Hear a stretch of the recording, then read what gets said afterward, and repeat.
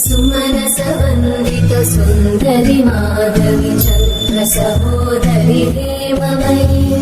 मुनिगणवन्दित मोक्षप्रदायिनि मञ्जुळवासिनि वेदनुते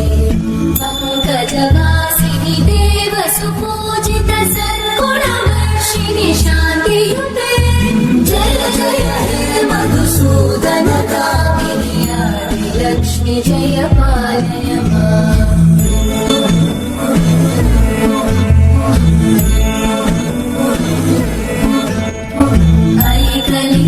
कलिकल्मषनाशिनि कामिनि वैदिकरूपिणि वेदमयि